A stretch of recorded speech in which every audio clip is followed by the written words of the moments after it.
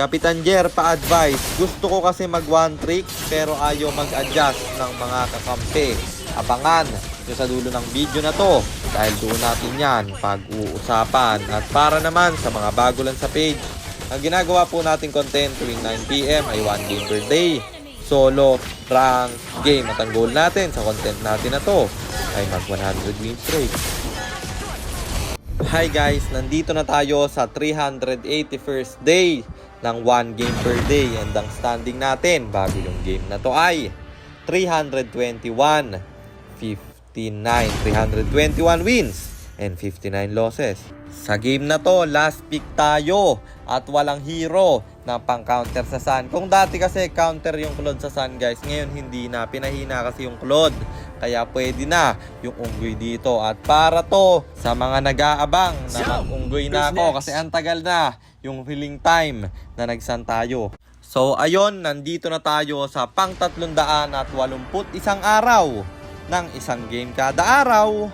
Digmaan na!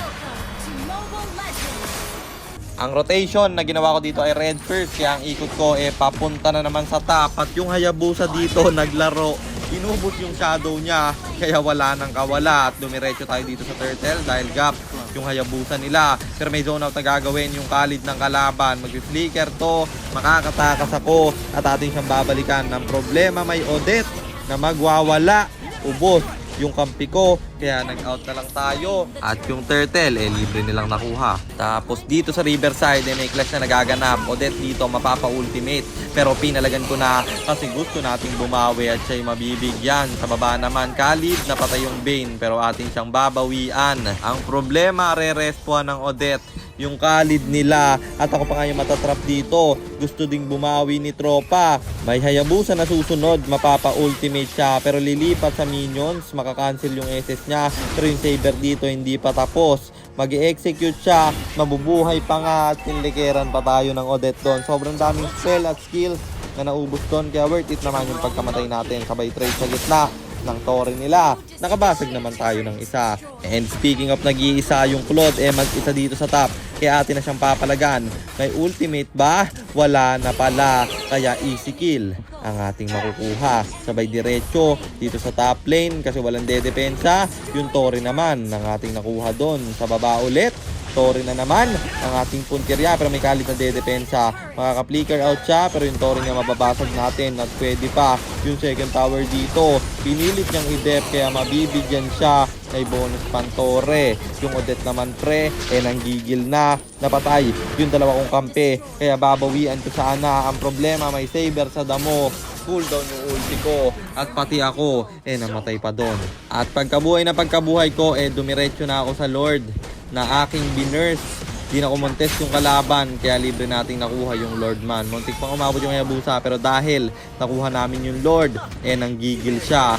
Bumalik si tropa, nag-ultimate pa nga. Cooldown na yung shadow niya, kaya wala na siyang kawala.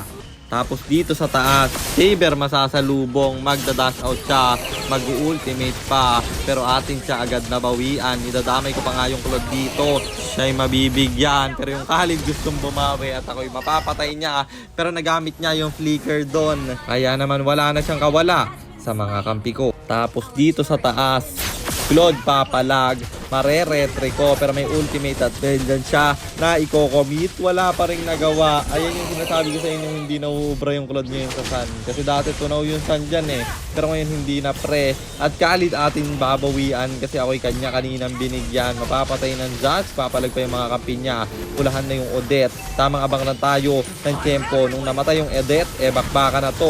Odette daw Odette.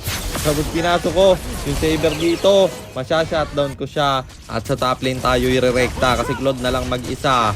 Manatakot pa rin siya kahit puno yung buhay niya. Ako'y one hit na lang, siya pa rin yung mabibigyan. Pero nakita ko na pabuhay yung Khalid kaya hindi ko na pinilit. Isang one hit na lang din kasi ko. Nag-out na lang at kinuha namin yung Lord. tapos nagmamarcha na sa top lane yung Lord dito. Habang bakbaka na naman ng magaganap sa gitna, Odette ang aking pinuntirya. Nadodge ko kasi yung ultimate ng Saber nila kaya nagsimula yung clash na to. At apat na naman yung bagsak sa kalaban at Slod yung natira. Ano pa kaya ang gagawin niya? Irerekta na namin to sa gitna at may Lord pa kami sa top lane. Slod dito kinakabahan na dumasin ultimate kasama yung Vengeance pero wala siyang nagawa kasi kami ay apat. Sabay tower lock kaya panalo na naman tayo. At ang standing na natin ay 322, 59, 322 wins and 59 losses. At mythic 17 stars na tayo. 6 win streak na rin. Kaya 94 na lang ay 100 win streak na. Tanso pa nga yung dalawa kong kampi pre. Ang lala nila. Buti na lang talaga saan good ako. At ito yung kailangan mong gawin idol sa nagtatanong. Paano daw ba yung gagawin niya kung ayaw mag-adjust ng kampe pag gusto niyang mag one trick? Kagaya lang to ng sinabi ko sa content kahapon, kailangan mo idol magkaroon ng comfort pick na nag-e-enjoy ka. At yun yung gamitin mo ng gamitin. Huwag mo munang isipin yung win rate. Laruin mo ng laruin. Pag nakita mo na kaya mo na siyang ipangbuhat, yun yung ituloy-tuloy mo at i-grind mo. Tataas yung win rate mo dyan. Huwag mong isipin yung kampe.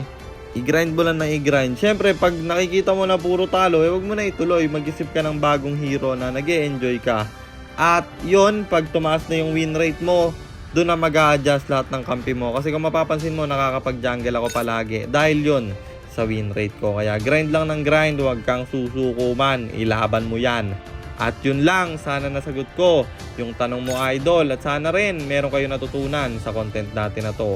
At kung meron man, pakishare lang. Then after nyo i-share, mag-comment na rin kayo ng pa-shoutout para ma-shoutout ko kayo sa mga next nating content. At i-comment nyo na rin ang inyong mga katanungan kasi baka malay mo sa next nating content. Comment mo naman ang mapili ko. Kung nagustuhan nyo naman yung item at emblem na gamit ko sa game na yon, eto yon, Tough Boots, Corrosion Sight. Tapos nag-dominant size agad ako kasi ang sasakit ng physical damage ng kalaban. And then Demon Hunter Sword, Fleeting Time, Wind Talker kasi wala namang defense item yung kalaban. Masasayang yung Malefic Roar. Tapos Rose Gold Meteor, pang buy and sell. Emblem natin Assassin. Talent natin is Inspire, Seasoned Hunter, plus Quantum Charge. At syempre Retribution kasi jungle tayo doon. Teka, baka kilala mo lang ako at lagi kang nanonood pero hindi ka pala naka-follow sa page. I-follow mo na yan. Isa lang eh. At kung gusto nyo namang magpapilot ng ML account, mag-PM lang kayo. Nagre-reply ako at syempre, may bayad yon. Kahit hanggang anong rank pwede nyo ipapilot.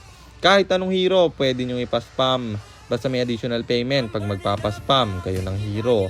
At yun lang guys, sana nag-enjoy kayo sa content natin na to.